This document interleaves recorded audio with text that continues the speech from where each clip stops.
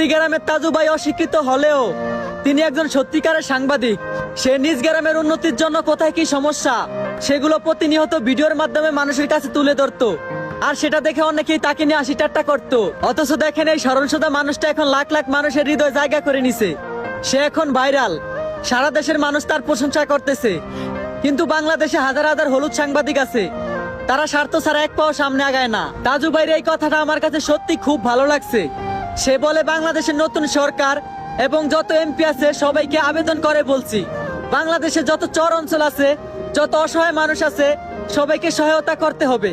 আমি বলছি না আপনারা আমাকে সহায়তা করেন, মানুষ খুশি থাকলে আমি খুশি থাকবো। নিঃসন্দেহে তাজু ভাই একজন বিশাল মনের মানুষ।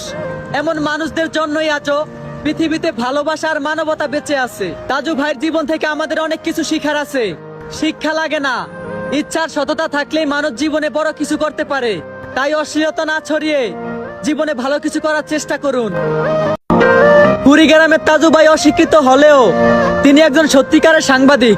সে নিজ গ্রামের উন্নতির জন্য কোথায় কি সমস্যা সেগুলো প্রতিনিয়ত ভিডিওর মাধ্যমে মানুষের কাছে তুলে ধরতো।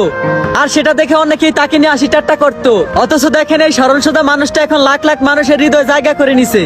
সে এখন ভাইরাল, সারা দেশের মানুষ তার প্রশংসা করতেছে। কিন্তু বাংলাদেশে হাজার হাজার হলুদ সাংবাদিক আছে, তারা স্বার্থ ছাড়া এক পাও সামনে আগায় না। তাজু ভাইয়ের এই কথাটা আমার কাছে সত্যি খুব ভালো লাগছে।